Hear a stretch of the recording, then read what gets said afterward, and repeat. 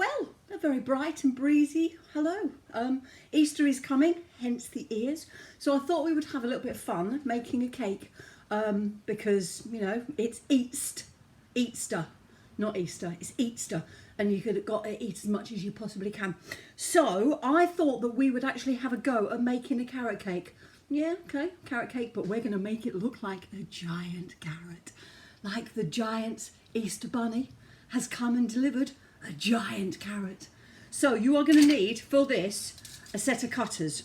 If you haven't got a set of cutters, it really doesn't matter. What you need to do is go through your cupboards and your drawers and everything else, and you need to find a set of different size things. You know, glasses, jars. So starting off, say about this big, and going down as small as you possibly can. And then all you'll do is just put it on top of the cake when it's done and cut around it, and then you'll have the concentric circles. But if you've got a set of these, fantastic. If you haven't, find stuff in your cupboards. So the first thing that we're going to be doing is actually making some modelling chocolate. I keep my ears up because one has to be a very presentable Easter bunny. What I have done is I have melted 300 grams of white chocolate. Ordinary white chocolate. I couldn't find the really cheap stuff, which is what I would normally use, but everybody's eating it. So what you're going to do is melt this in short bursts in the microwave. I recommend you using a plastic tub, bowl, jar, jug, whatever you want to use. The plastic doesn't conduct the heat like glass would do. You tend to overcook it when you put it into glass. So a little tip for you there. So if you put this into a microwave and just melt it, I tend to do it sort of about 30 seconds first, give it a really good stir, 20 seconds, give it a really good stir, 10 seconds, give it a really good stir, and keep on doing that in really short, then 10 seconds, 15-second bursts, no more than that. And you only just want to melt it. The next thing that we're going to do, because we're going to turn this into modelling chocolate, we are going to use golden syrup.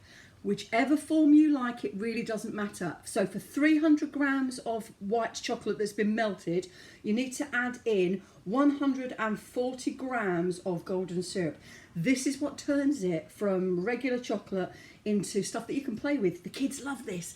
Give this to the kids. Make a load up, and then get them sitting making stuff. Great fun. So 140 grams. And because I'm going to use this later, I'm going to add some orange into it. I found Dr. Oetker in the supermarkets on the bakery shelf, and you want a really good squirt of this because we're going to make this really nice and orangey. And all you're going to do is stir, and it will start to seize. See, it starts to seize. So give it a good stir for a minute or two, and you'll see what I mean. It actually forms like a dough. Don't eat it, it's delicious, but don't eat it at this moment because you'll need it for later. Get rid of my scales, get rid of the rubbish, and then I'm just going to put it onto some cling film, and I'm going to whack this into the fridge for about an hour, maybe 2 hours, as long as it takes for the cake to be made and then the cake to bake and then cool down. And by the time you've done that and you're ready for it, it should be ready. So all I'm going to do is chuck this out onto my cling film and stick this, blub, blub, blub, blub. I love making modelling chocolate, it's so much fun. And then I'm going to put that into the fridge. Perfect. Right, the next thing I'm going to do is actually start on the cake. And this is the easiest recipe ever. I mean, I thought the chocolate Coca-Cola cake was easy, but this is easy peasy peasy. All you're going to do is, and I've got all my recipe, all my ingredients ready here. Carrots, and I have got, I have to read this off of here. I can't remember. I will come back to that one because I have done the carrots. 170, but bear with me on that one. I have got sugar-wise, I have got, oh God, I've missed off all my ingredients. Right, bear with me. I will put this on at the end. Just work with me. I can't remember the sugar and I can't remember the carrots because I've not written it down on my paper. No. I have definitely got 450 mils of vegetable oil. I have definitely got 5 eggs. I have definitely got 400 grams of plain flour, which is going to go into my jug. I have definitely got two, 2 teaspoons of bicarb of soda. Give it fairly heaped. So 1 and then 2. And I have definitely got 2 teaspoons of cinnamon. So 1, 2. I love cinnamon, it's my favourite spice of anything. The sugar, which I really can't remember the amount of, but that's also going to go into my bowl as well. I've got a mixture of brown and white sugar. You can use all white sugar, you can use soft brown sugar, you can use demerara, you can use any sugar you like, but I actually like sort of half and half. So I've got half granulated and half white sugar, dark brown sugar. I just can't remember the amounts. I've been at work. I'm tired. You know, I'm being the Easter Bunny, and the Easter Bunny is very busy at this time of year, delivering all those Easter eggs. So give that a whisk. I like the American way. The English way is to sieve it very nicely, getting lots of air incorporated into it, darling, as you're eating a gin and tea and cucumber slices. But I like the American way. Just chuck it in that bowl, ma'am, and stir it. Once you've got all that in, I'm going to add in the zest of an orange. Traditionally, it doesn't go into a carrot cake, but it's my recipe. I can do what I like. So I'm just going to grate the zest of an orange into my bowl. This is fantastic. If you ever see one of these, get one. Because they beat the silly hand graters hand down. Love them.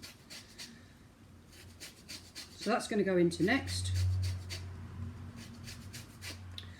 And then I am also going to add in all my wet stuff, because all my dry stuff is in. So that's done. Don't grate the white bit, because the white bit is bitter. The pith is bitter, so don't take the pith.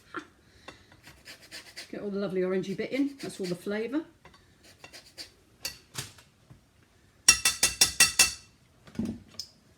So your whisk can come out now. Into that I'm going to add my oil, 450 mils of oil. It's a lot of oil, it's a lot of sugar. 5 eggs.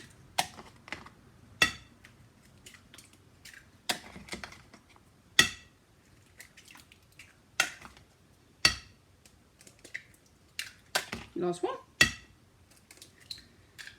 Use my little whisk again. Give that a really good mix. And then once this is all mixed in, then you can add in your carrot. But it's easier at this stage if you sort of mix it in with your whisk, and then you can just stir in or fold in. That's just about done.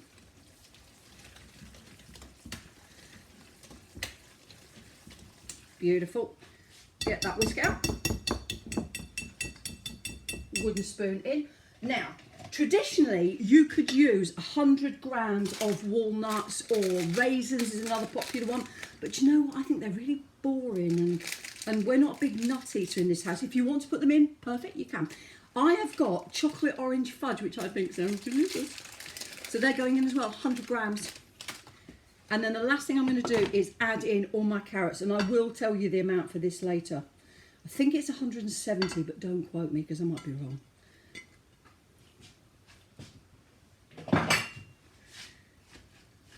Loads of carrots. 1 every 5 a day, help you see in the dark.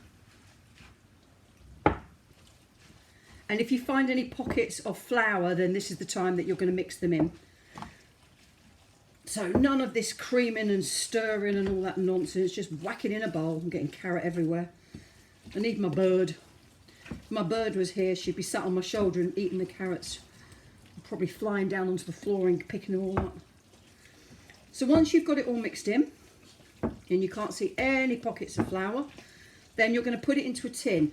Traditionally, it would go into a round, probably a 10-inch tin for this amount of mixture, but we're doing something different. We're using the cutters. So I have lined a baking tray, big fat baking tray. I'm going to tip all out this gorgeous mixture. Oh, it smells gorgeous. Traditionally, carrot cake comes from Australia.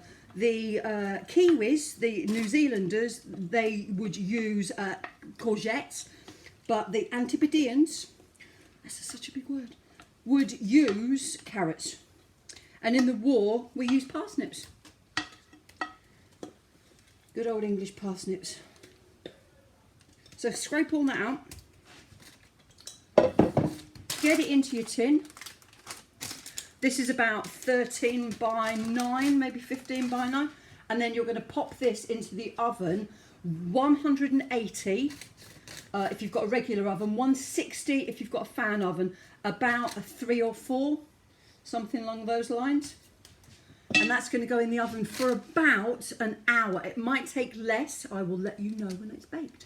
Speak to you soon. Bye for part 2 and how to decorate.